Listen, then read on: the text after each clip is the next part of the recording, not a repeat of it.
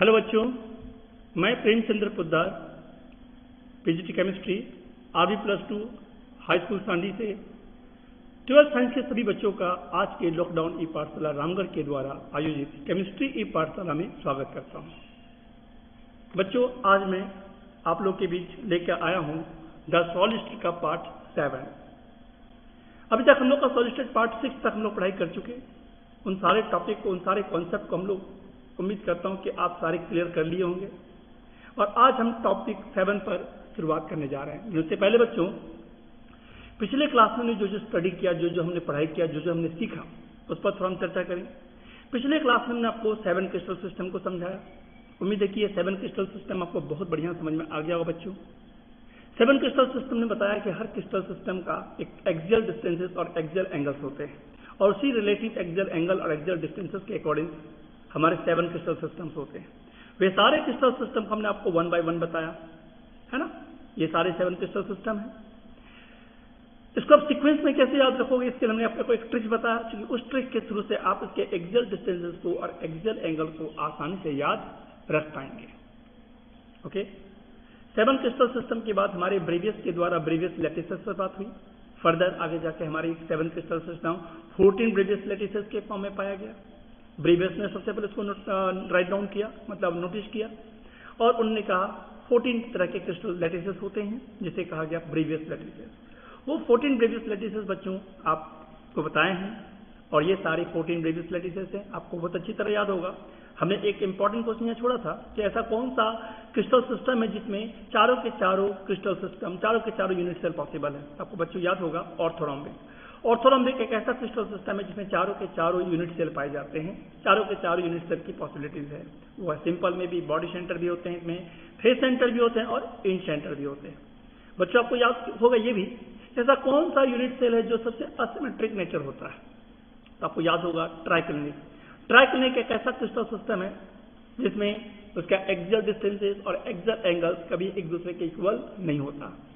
उसका axial distance ABC equal नहीं होता, उसका अल्फा बीटा गामा कभी एक दूसरे के इक्वल नहीं होता, 90 डिग्री के इक्वल नहीं होता। ये सारा चीज हम लोग पिछले क्लास में पढ़ चुके हैं बच्चों। तो आज क्या पढ़ेंगे बच्चों? आज हम सॉलिड स्टेट का पार्ट 7 में हम आपको बताने वाले, सिखाने वाले हैं, समझाने वाले हैं calculation of number of atom per unit cell. यानी पर यूनिट सेल में हम कैसे कैलकुलेट कर सकते हैं कि उस यूनिट सेल में कितने नंबर ऑफ एटम्स हैं, हम उसके नंबर ऑफ एटम को काउंट कैसे कर सकते हैं।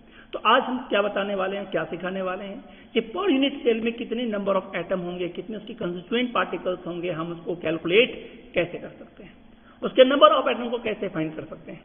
तो नंबर ऑफ एटम फाइंड करने के लिए हम लोग कई तरह के यूनिट सेल पढ़ रखे हैं, edge a unit cell, body center unit cell, face center unit cell और इंड सेंटर यूनिट सेल।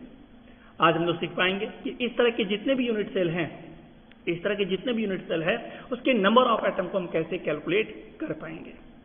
तो इसके लिए सबसे इंपॉर्टेंट बात आपको याद रखना है बच्चों कि हमें हर लोकेशन के नंबर ऑफ एटम को पहले ऑब्जर्व करना है। लोकेशन का मतलब बच्चों की एक यूनिट सेल में कौन कौन सा लोकेशन हो सकता है। एक यूनिट सेल का लोकेशन हो सकता है, पोजीशन हो सकता है, कॉर्नर हो सकता है, उसके अंदर का सेंटर पार्ट हो सकता है, उसका एज हो सकता है, उसका फेस हो सकता है। यदि उन यूनिट सेल में कॉर्नर के पार्टिकल्स को यदि ऑब्जर्व कर लिया जाए, काउंट कर लिया जाए, फेस पर काउंट कर लिया जाए, एज पर काउंट कर लिया जाए, सेंटर पे काउंट कर लिया जाए, तो हम किसी भी टाइप के यूनिट सेल का नंबर ऑफ एटम को आसानी से कैलकुलेट कर सकते हैं। तो चलिए इन सारी बातों को आप ध्यान रखेंगे बच्चों, तो आप आसानी से किसी भी यूनिट सेल का नंबर ऑफ एटम को इजिली कैलकुलेट कर सकते हैं। तो चलिए शुरुआत करते हैं सबसे पहले कॉर्नर से। बच्चों, आप जानते हो एक यूनिट सेल, ये यूनिट सेल आप देख रहे हैं, इस यूनिट सेल में कॉर्नर पे आपके पार्टिकल्स प्रेजेंट दिख रहा है आपको। यदि मैं पूछूं बच्चों कि इस यूनिट सेल के कॉर्नर पे कितने पार्टिकल्स हैं, कितने एटम्स हैं, तो आप बोलोगे 1। तो इस तरह से टोटल कितने कॉर्नर बच्चे उसमें 8 कॉर्नर्स है, तो बोलो टोटल नंबर ऑफ एटम कितने हो जाएंगे, तो काउंट करोगे तो बोलोगे 8। लेकिन क्या ऐसा संभव है? क्या ऐसा संभव है? हाँ, ऐसा संभव हो पाता कब? यदि कोई भी क्रिस्टल लैटिस में केवल एक ही यूनिट सेल होता। लेकिन हमें अच्छी तरह पता है कि कोई भी क्रिस्टल लैटिस में एक ही यूनिट सेल नहीं होता, कई सारे यूनिट सेल के रिपीटेशन से एक क्रिस्टल लैटिस फॉर्म होता है, पता है ना। तो इससे ये पता चलता है बच्चों कि यूनिट सेल के जो भी यूनिट सेल होगा, इसके आगे पीछे दाएं बाएं ऊपर नीचे कई सारे यूनिट सेल एक दूसरे को टच कर रहा होगा, यानी हर एक यूनिट सेल बहुत सारे यूनिट सेल के साथ क्या कर रहा है, टच कर रहा है 3 डायमेंशनली। और इस टच करने के कारण हम कहेंगे कॉर्नर पे यदि एक पार्टिकल्स है, यदि हमने अभी कहा कि इस कॉर्नर पे एक एटम दिख रहा है, लेकिन ऐसा क्या संभव है, ऐसा संभव नहीं है। क्यों नहीं है बताइए? इसलिए संभव नहीं है क्योंकि ये एक यूनिट सेल किसी अदर यूनिट के सेल के साथ क्या कर रहा है, टच कर रहा है। जब एक यूनिट सेल दूसरा यूनिट सेल के साथ टच करेगा तो कॉर्नर पे कभी भी एक एटम की संख्या नहीं होगी। तो सवाल उठता है कि सर ये यूनिट सेल में कॉर्नर पे कितने एटम्स होंगे, इसको कैसे ऑब्जर्व किया जाए, कैसे कैलकुलेट किया जाए? तो सबसे पहले ये आपको पता होना चाहिए कि यूनिट सेल के कॉर्नर के पार्टिकल्स इतने दूर नहीं होते, क्योंकि सब्सटेंस सॉलिड स्टेट में है और सॉलिड स्टेट के सब्सटेंस एक दूसरे के काफी क्लोज होते हैं, एक दूसरे के काफी नजदीक होते हैं। यदि उसके सेंटर पॉइंट्स को मिलाएं तो ये सेंटर पॉइंट हुआ, ये हमारा एज लेंथ हुआ, ये हमारा 2 सेंटर्स के बीच का डिस्टेंसेस हुआ। और यदि इसको हम यूनिट, जैसे हमने कहा कि कोई भी क्रिस्टल लैटिस में केवल एक यूनिट सेल नहीं होता, कई यूनिट सेल होते हैं। तो यदि उस यूनिट सेल में उसका हर एक यूनिट सेल दूसरे यूनिट सेल को टच कर रहा है, यदि हर एक यूनिट सेल दूसरे यूनिट सेल को टच कर रहा है, तो एक कॉर्नर पर कभी भी एक पार्टिकल नहीं होगा, बल्कि कितना होगा, इतना होगा, इतना होगा। ये आपके कॉर्नर के नंबर ऑफ पार्टिकल्स है। आप बोलोगे सर ये कैसे, ये दिख रहा है जो हमें समझ में नहीं आ रहा? समझ में आ जाएगा बच्चों। आप एज्यूम करो कि ये जो आपका पार्टिकल्स है जो हर एक कॉर्नर पे है, क्या ये कॉर्नर किसी और यूनिट सेल का भी कॉर्नर है? तो कहेंगे बिल्कुल है। चलो मैं दिखाता हूं कैसे है। जरा देखिए, ये एक क्रिस्टल लैटिस है और बताओ ये कॉर्नर है मान लो, ये कॉर्नर है मान लो, ये कॉर्नर है मान लो। तो हर एक कॉर्नर में पार्टिकल्स की संख्या आपको तो यहाँ 1 दिख रहा है, लेकिन जरा ध्यान से देखो बच्चों कि ये कॉर्नर जो आपको 1 दिख रहा है, एक्चुअली में इस यूनिट सेल का भी कॉर्नर है, इस यूनिट सेल का भी कॉर्नर है, इस यूनिट सेल का भी कॉर्नर है और इस यूनिट सेल का भी कॉर्नर है। यही नहीं, ये 4 यूनिट सेल नीचे है और 4 यूनिट सेल ऊपर भी तो है। 1 2 3 4, अभी 4 और नीचे 4, 4 और 4 कितना हो गया, 8। अब एक कॉर्नर कितने यूनिट सेल के साथ शेयर कर रहा, कंट्रीब्यूट कर रहा है, ये आइटम बताइए।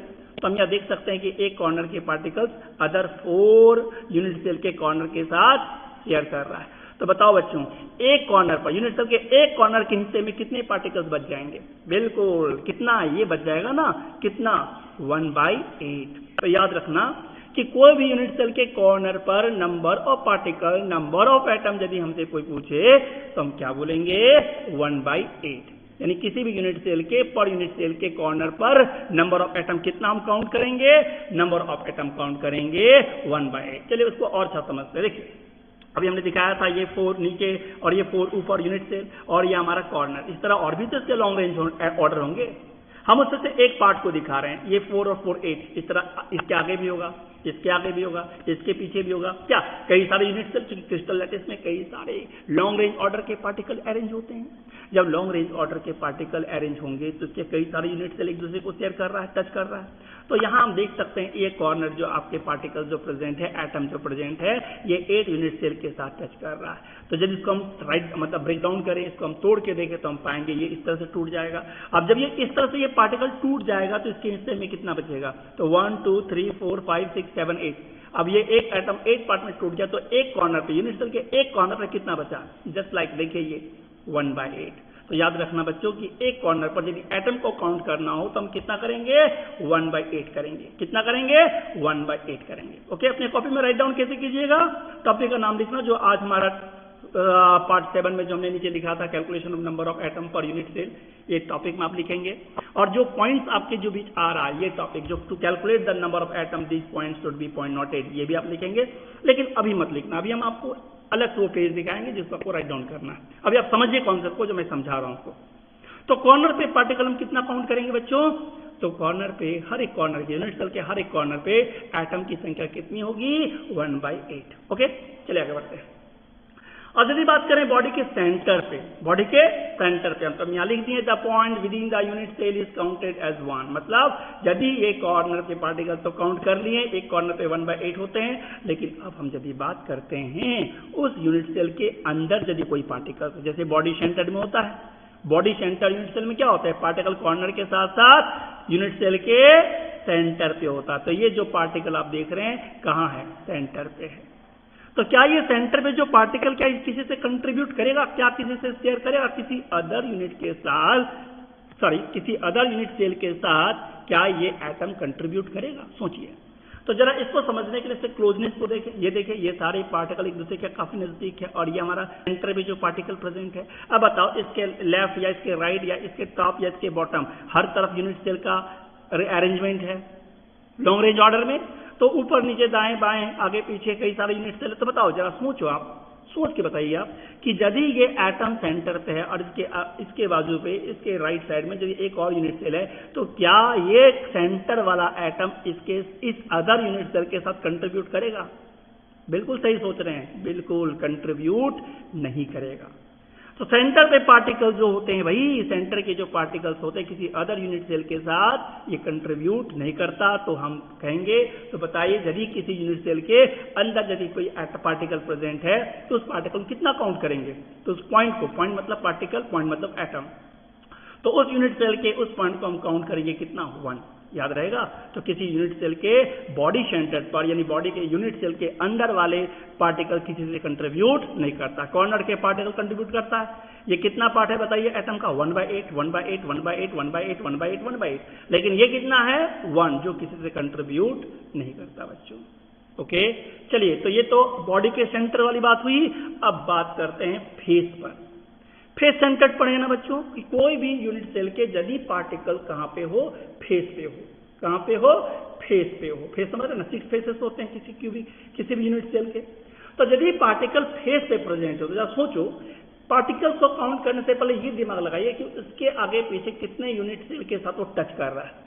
तो आप ध्यान दो, हर एक यूनिट सेल का जो फेस होता है किसी दूसरे यूनिट के सेल के साथ टच करता है, चाहे वो दाएं से हो, चाहे बाएं से हो, चाहे ऊपर से हो, चाहे नीचे से हो, चाहे आगे से हो, चाहे पीछे से हो।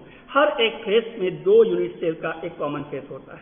चलिए हम आपको दिखाते हैं। यहाँ पे ये एक फेस सेंटर का यूनिट सेल आप देख रहे हैं जो प्रत्येक फेस के सेंटर पे है। अब देखिए ये यूनिट सेल है और इसके प्रत्येक फेस पर पार्टिकल प्रेजेंट है। कॉर्नर पे तो पार्टिकल होते ही हैं, कॉर्नर के साथ साथ प्रत्येक फेस की पर भी होता है। तो बताइए ये जो फेस पे जो पार्टिकल दिख रहा है यानी एटम जो दिख रहा है, या ये एटम जो दिख रहा है, या ये एटम दिख रहा है, या ये एटम है ना, तो यदि इसके बगल में एक और यूनिट सेल, इसके बगल में, इसके मेरे तरफ इसमें भी यूनिट सेल है, इधर भी यूनिट सेल है, तो बताइए जब ये यूनिट सेल ये फेस इसका है तो अगला यूनिट सेल का भी फेस यही ना होगा? तो बताइए एक फेस पर पार्टिकल को काउंट किया जाए तो कितना काउंट करोगे? बिल्कुल यही ना, 1/2। कितना दिख रहा है बताइए? 1/2। हाफ पार्ट इस फेस का और हाफ पार्ट दूसरे यूनिट सेल के साथ जो एटम कंट्रीब्यूट कर रहा है। तो हर फेस पे यदि पार्टिकल काउंट करना हो, हर फेस पर पॉइंट पार्टिकल्स यानी एटम को काउंट करना हो, तो हर फेस सेंटर पर पार्टिकल का काउंट कितना करेंगे? 1/2। तो the point at each face are counted as 1/2। कितना? The point at each face are counted as 1/2, यानी कि हर फेस पर कितने पॉइंट्स होंगे भाई? 1/2 होगा, यानी हाफ होगा। कैसा है, समझ में आया? चलिए, उम्मीद है आपको ये फेस वाला मामला भी क्लियर हो गया होगा। चलिए अब आप बात करते हैं, अब हम लोग बात करते हैं एज सेंटर पर। एज समझते हैं बच्चों? एज, बिल्कुल हर यूनिट सेल का जैसे फेस होता है उस तरह एज भी होता है। जरा देखिए यहाँ पर ये तो बॉडी सेंटर है, ये तो इसका फेस है, लेकिन ये क्या है? ये एज है। ये क्या है आपका? एज है। देखिए ये एज है, ये एज है, ये हमारा एज है। और पार्टिकल कहाँ? एज के सेंटर पे। देखिए ये पार्टिकल कहाँ पे भाई? एज के सेंटर पे है। तो हम यदि कहेंगे ये एज पे यदि पार्टिकल्स है, इस एज पर एटम प्रेजेंट है, तो बताओ प्रत्येक एज के सेंटर पे नंबर ऑफ पार्टिकल कितने होंगे? तो जरा ध्यान से देखो बच्चों कि ये जो आपका जो एज है कितने यूनिट सेल के साथ टच है। तो हम कहेंगे 1, 2, 3 और 1, 4। ओके, इसको आप तोड़ दीजिए, इसको तोड़ दीजिए। तोड़ देने के बाद देखिए कितना बचा। एक हिस्से में एज पर कितना पार्टिकल मिला? तो हर एक एज पर पार्टिकल यदि काउंट करो तो ये 4 पार्ट में डिवाइड हो गया। तो प्रत्येक एज पर नंबर ऑफ पॉइंट्स या नंबर ऑफ एटम कितने होंगे? 1/4 होगा। तो एज सेंटर पर नंबर ऑफ पॉइंट को हम कितना काउंट करेंगे बच्चों? 1/4। तो एज सेंटर पर नंबर ऑफ पॉइंट्स कितने होते हैं? याद रहेगा ना, 1/4। ओके, तो उम्मीद है आपको ये सारा पॉइंट आपको समझ में आ गया बच्चों। फर्स्ट पॉइंट मैंने क्या बताया? Just recap, the point at each corner of unit cell is counted as 1/2. Okay, number 2, the point within the unit cell is counted as 1. यदि पॉइंट आपके यूनिट सेल के अंदर, विदिन मतलब के अंदर, उसके सेंटर पे है, तो हम सब कितना काउंट करेंगे? 1, क्योंकि वो किसी से कंट्रीब्यूट नहीं करता, किसी से शेयर नहीं करता।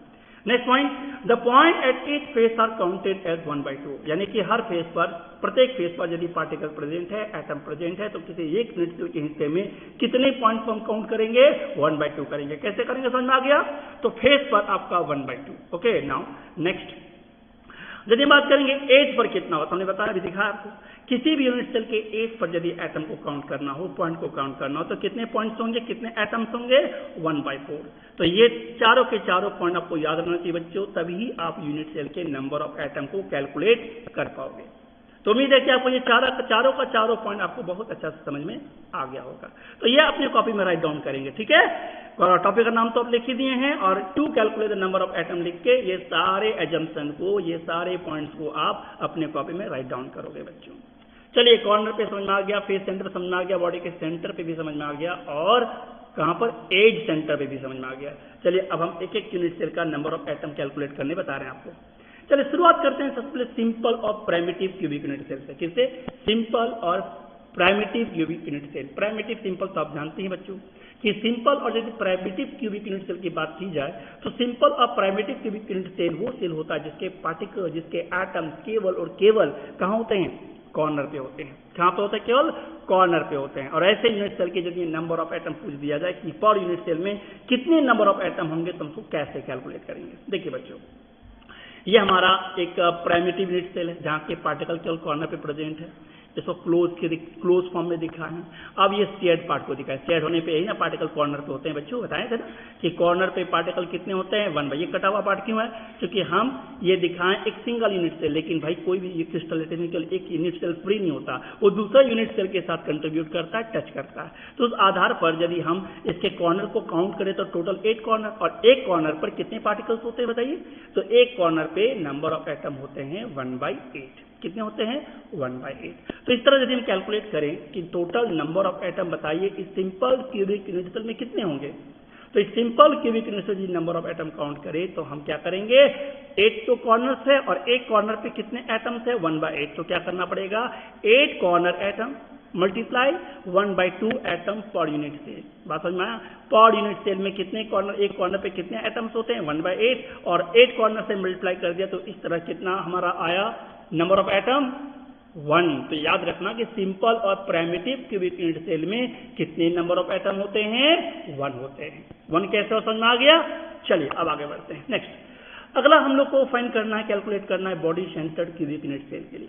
बॉडी सेंटर तो पता ही आपको बच्चों कि बॉडी सेंटर पार्टिकल कॉर्नर पे तो होते ही हैं, बॉडी के सेंटर पे भी होता है, within the unit of the cell, right. Body center आपके सामने देखिए, ये कॉर्नर पे पार्टिकल प्रेजेंट है और ये बॉडी के सेंटर पे पार्टिकल है। क्या ये कंट्रीब्यूट किससे करता है, अभी बताया था, ये किसी से कंट्रीब्यूट नहीं करता। तो ये किसी से कंट्रीब्यूट नहीं करता, लेकिन कॉर्नर के पार्टिकल अदर यूनिट सेल के साथ कंट्रीब्यूट करता है। तो इसके कॉर्नर पे 1/8 तो हम बता रहे तभी से।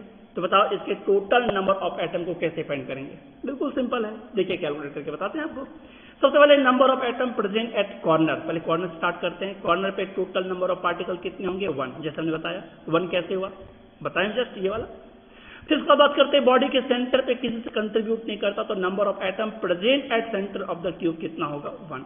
तो बताइए टोटल नंबर ऑफ एटम यदि आप बोले कितना होगा पर यूनिट सेल के बॉडी सेंटर में, तो 1 और 1 कितना हो गया, बोलिए बच्चों, 2 हुआ। तो बॉडी सेंटर में नंबर ऑफ एटम कितने होते हैं पर यूनिट सेल में, 2 होते हैं, याद रहेगा ना।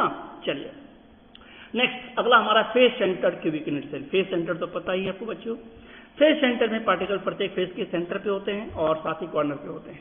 फेस, हर एक फेस पे कितने पार्टिकल्स होते हैं, कितने एटम्स होते हैं, अभी हमने बताया कि एक फेस पर नंबर ऑफ एटम 1/2 होता है। कितने होते हैं, 1/2 होता है। तो बताइए इसका एटम को कैसे फाइंड करेंगे, वेरी सिंपल, पहले कॉर्नर स्टार्ट करते हैं। Number of atom present at corner, 8 corner into 1/2 कितना हो गया, 1। कॉर्नर पे टोटल नंबर ऑफ एटम को काउंट कीजिए, कितना हो जाएगा, 1। और यदि हम बात करते हैं फेस के सेंटर पे, कितना, फेस के सेंटर पे, तो कितने फेसेस इसमें हैं, 6 फेसेस है। एक फेस पे कितने एटम, 1/2, तो 6 फेस पे कितने एटम्स, तो 6 face atoms into 1/2 atom per unit cell. और इस तरह से 2 3 जा 6 कितना आ गया, 3। यानी कि total number of atom of the total face of the unit cell equal to कितना, 3। यानी इस पूरे आपके फेस सेंटर के टोटल फेसेस के एटम को ऐड कर दो तो कितना हो जाएगा, 3। Half half half half half 6 से मल्टीप्लाई कर दीजिए तो निकल आया कितना, 3। ओके, और भी कहीं है क्या पार्टिकल्स, नहीं। तो बताओ टोटल नंबर ऑफ एटम कितना हो जाएगा बताइए, तो ऐड कर दीजिए तो हो जाएगा total number of atom present in face centre cubic unit cell equal to 3 और 1 कितना हो गया, 4। ओके, तो इस तरह से हमारा नंबर ऑफ 4 एटम हमारा निकल गया, किसके लिए, फेस सेंटर के लिए। ठीक है, चलिए, तो उम्मीद है कि आपको ये तीनों तरह का यूनिट सेल में आपका जो नंबर ऑफ एटम हमने आपको कैलकुलेट करके बताया बहुत अच्छा से समझ में आ गया होगा। बोले सर एज सेंटर पे कितना हो, तो एज सेंटर पे आप खुद कर लो, sorry edge centre not end centre. Edge centre पे पार्टिकल कॉर्नर पे होते हैं और दो अपोजिट फेस पे होते हैं, याद है ना, ये खुद कर लीजिएगा, करना चाहो ठीक है, नहीं करना चलेगा। तो एंड सेंटर पे यदि हमें कोई पूछे कि एटम कितने होंगे, नंबर ऑफ एटम कितने होंगे एंड सेंटर पर, तो याद करो बच्चों एंड सेंटर किसको कहते हैं, पार्टिकल्स कॉर्नर पे होते हैं और दो अपोजिट फेसेस पे होते हैं, one set of the opposite faces. तो दो फेसेस में, एक फेस पे 1/2, तो दो फेस पे 1/2 इंटू 2 से कैंसल 1, और कॉर्नर पे 1 और 1 कितना हो गया 2, यानी टोटल नंबर ऑफ एटम यदि इन सेंटर की बात की जाए तो कितना कहेंगे हम लोग, 2 एटम। तो बच्चों ये आप लोग जरूर याद रखना, एग्जाम में 1 नंबर के लिए कभी कभी क्वेश्चन आ जाता है, बहुत बार दिया भी है बोर्ड में क्वेश्चन कि what is the how many number of atom present in BCC unit cell, यानी body centre cubic unit cell, या एफसीसी यानी face centre cubic unit cell में कितने एटम्स होंगे। तो फेस सेंटर में कितने होंगे बताइए, फेस सेंटर में 4 कैसे समझ में आ गया, कॉर्नर पे 1 और 6 फेस पे कितना 3 और 4 हो गया। तो फेस सेंटर में 4, बॉडी सेंटर में 2 और सिंपल यूनिट सेल में 1। Is the number, there are the number of atom of different types of unit cell. चलिए तो ये कैलकुलेट करने सीख गए हैं, ओके। इन सेंटर पे कितने, एंड सेंटर पे भी टोटल नंबर ऑफ एटम 2। चलिए इस कॉन्सेप्ट को हम यूज करते हैं बच्चों, इसमें थोड़ा सा कभी कभी न्यूमेरिकल 1-2 नंबर के लिए आ जाता है, न्यूमेरिकल प्रॉब्लम।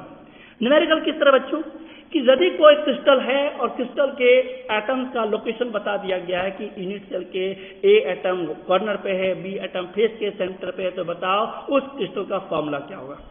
किसी भी क्रिस्टल का फॉर्मूला आप जानने के लिए आपको पता ये होना चाहिए कि उस यूनिट सेल में, पर यूनिट सेल में उस एटम का रेशियो क्या है, क्योंकि हर एक मॉलिक्यूल का जो फॉर्मूला होता है उसमें नंबर ऑफ एटम का रेशियो फिक्स होता है। जब से number of ratio of atom fix होता है, यदि उसके नंबर ऑफ एटम को कैलकुलेट कर लिया जाए तो उस क्रिस्टल का, इस कंपाउंड का फॉर्मूला को हम फाइंड कर सकते हैं। तो इसमें न्यूमेरिकल आ जाता है क्या, फॉर्मूला फाइंड करने के लिए, उस कंपाउंड का फॉर्मूला ज्ञात करने के लिए। तो चलिए एक क्वेश्चन देखकर आपको समझाते हैं कि ये क्वेश्चन क्या है, ये फॉर्मूला क्या है। एक क्वेश्चन यहाँ हम आप लोगों को दिखा रहे हैं कि कंपाउंड है जिसमें 2 तरह के एलिमेंट से बना हुआ है, ए और बी। एक एटम ए है और दूसरा एटम बी है, क्रिस्टलाइज फॉर्म में है, इन द क्यूबिक स्ट्रक्चर में। कैसा स्ट्रक्चर में है, क्यूबिक स्ट्रक्चर में। क्यूबिक क्या होता है पता है आपको, ए एटम का लोकेशन क्या रहा है, कॉर्नर पे है, are at the corner of a cube, और बी जो एटम है वो कहाँ पे, फेस सेंटर पे है। बी कहाँ पे, फेस सेंटर पे है। तो हमसे यहाँ पूछा जा रहा है what is the formula of the compound, तो बताओ इस क्रिस्टल का, इस कंपाउंड का फॉर्मूला क्या होगा, इस कंपाउंड का केमिकल फॉर्मूला क्या होगा। तो हम लोग इसको कैसे सॉल्व करेंगे, तो ऐसी प्रॉब्लम को हम क्या करते हैं बच्चों कि जिस एलिमेंट से वो बना हुआ है उसके एलिमेंट के नंबर ऑफ एटम को पहले फाइंड कर लें कि पर यूनिट सेल में आप उसके कितने नंबर ऑफ एटम ए है और कितने नंबर ऑफ एटम बी है। तो आपको तो बच्चों फाइंड करना सिखाए हैं, कॉर्नर पे कैसे फाइंड किया जाता है, फेस सेंटर पे कैसे फाइंड किया जाता है, या बॉडी सेंटर पे या एज सेंटर पे। तो यदि हम इस क्वेश्चन के अकॉर्डिंग से सॉल्व करें तो बच्चों हम क्या करेंगे, सबसे पहले नंबर ऑफ एटम ए निकालेंगे। क्या निकालेंगे, number of A atom, number of A atom. बताओ नंबर ऑफ ए एटम कितने होंगे, तो नंबर ऑफ ए एटम बताइए, ए एटम कहाँ पे है, पहले लोकेशन देखिए, कॉर्नर पे है, और कॉर्नर हर एक कॉर्नर पे कितने पार्टिकल्स होते हैं, एटम कितने होते हैं, 1/8, तो कितने कॉर्नर है 8, तो कितने टोटल नंबर ऑफ एटम, ए निकल गया 1। ओके, बी कहाँ है, बी हमारा फेस पर है, प्रत्येक फेस के सेंटर पे। तो एक फेस के पार्टिकल तो आप जानते हैं 1/2, कितने फेस होते हैं 6, तो 1/2 इंटू 6 कितने एटम होंगे 3। ओके, तो एक यूनिट सेल में कितने एटम ए आया 1 और बी कितने आए 3, तो बताओ रेशियो ऑफ एटम ए और बी कितना हुआ 1:3। तो फॉर्मूला क्या होगा, तो फॉर्मूला होगा उस कंपाउंड का AB3। क्या होगा बच्चों, AB3। समझ में आ गया। तो इस तरह के क्वेश्चन आपके रहते हैं, आप आसानी से सॉल्व कर सकते हैं। जैसे मान लो क्वेश्चन कर दिया कि 3 तरह के एलिमेंट से क्रिस्टल बना हुआ है, PQR, किससे, P से, Q से और R से, और वो P का लोकेशन कॉर्नर पे है, Q एटम जो है वो प्रत्येक फेस के सेंटर पे है, और R जो है उस बॉडी के सेंटर पे है, मान लो ऐसा कह दिया जाए, और पूछ दे कि उस क्रिस्टल का फॉर्मूला बताइए क्या होगा, कैसे बनाओगे। तो क्या करेंगे, हम पहले P का एटम फाइंड करेंगे कॉर्नर पे आप कैसे फाइंड करते हैं बताएं आपको। Q फाइंड करना पड़ेगा फेस सेंटर पे, R फाइंड करना बॉडी सेंटर पे, जो किसी से कंट्रीब्यूट सेंटर पे रहने से किसी के साथ कंट्रीब्यूट नहीं करता। तो इस तरह नंबर ऑफ एटम का रेशियो फाइंड करके हम उस कंपाउंड का फॉर्मूला को आसानी से पता लगा सकते हैं, उसका फॉर्मूला फाइंड कर सकते हैं। ओके, तो इस तरह के क्वेश्चन आपको थोड़ा बनाना होगा बच्चों। ठीक है, तो ये सारे क्वेश्चन आपके बुक में दिए हुए हैं, बहुत लोग के पास बुक शायद नहीं भी हो अभी तक, तो बुक नहीं तो कोई बात नहीं बच्चों, हम आपको कुछ क्वेश्चन होमवर्क के रूप में आपको दे रहे हैं, ये सारे क्वेश्चन आप लोग घर में बनाना। ठीक है, अपने वीडियोस को पॉज करके सारे क्वेश्चन अपने कॉपी में लिखिएगा, जो जो क्वेश्चंस हम यहाँ पर दिखा रहे हैं, और ये चारों क्वेश्चंस को आप घर में ट्राई कीजिएगा, बनाइएगा। हम अगले जब पार्ट 8 में जब हम आएंगे तो सबसे पहले इन 8 का आप चारों का आंसर आपको बता देंगे कि इन चारों का क्या क्या आंसर है, ताकि आप अपने आंसर से मैच कर लो और ये जान सको कि हमने जो बनाया सही है या गलत है। सही है मतलब आपका कॉन्सेप्ट क्लियर है, यदि गलत है कुछ कॉन्सेप्ट की कमी है, आप इस दोबारा वीडियो को देख लो, समझ में आ जाएगा बच्चों। तो उम्मीद है कि आपको आज नंबर ऑफ एटम को कैलकुलेट करना आप सीख गए होंगे। किसी यूनिट सेल के कॉर्नर पे, बॉडी के सेंटर पे, फेस सेंटर पर, एज पर कितने एटम्स होते हैं, और उसी के बेस पर हमने बॉडी सेंटर पर, फेस सेंटर पर, इंड सेंटर पर, ठीक है, या सिंपल यूनिट सेल का नंबर ऑफ एटम को फाइंड करना सीखे। तो उम्मीद है कि आज का क्लास आप लोग बहुत अच्छा समझ में आ गया होगा, है कि नहीं। चलिए, तो इस क्वेश्चन को बनाइए, और ये क्वेश्चन बनाने के बाद आपके पास बुक हो तो बुक में भी इसके बहुत सारे क्वेश्चन प्रॉब्लम प्रैक्टिस में दिया हुआ है, वहां जाइए और उन सारे क्वेश्चन को सॉल्व कीजिए। ठीक है, चलिए इसमें इसके साथ हम अगले क्लास में आपको लेके आएंगे सॉलिड का पार्ट 8, जिसमें हम लोग बात करेंगे क्लोज पैकिंग इन सॉलिड। बच्चों, हम अगले क्लास में क्या बताने वाले हैं, क्या पढ़ाने वाले हैं कि कोई भी क्रिस्टल में जो कंस्टिट्यूएंट पार्टिकल की जो पैकिंग होता है वो किस वे में होता है, कितने तरीके के होते हैं। क्लोज पैकिंग 1 डायमेंशन पर चर्चा करेंगे, क्लोज पैकिंग इन 2 डायमेंशन पर चर्चा करेंगे, और क्लोज पैकिंग इन 3 डायमेंशन पर चर्चा करेंगे। ठीक है, इसी क्लोज पैकिंग से हम लोग के कुछ और टॉपिक्स आएंगे, जैसे वॉइड क्या होता है, टेट्राहेड्रल वॉइड क्या होता है, ऑक्टाहेड्रल वॉइड क्या होता है। तो ये सारे टॉपिक को हम सॉलिड के पार्ट 8 पर चर्चा करेंगे। तब तक के लिए आज इतना ही, मिलते हैं अगले क्लास में। थैंक यू सभी को, और स्टे होम सेव लाइफ बच्चों।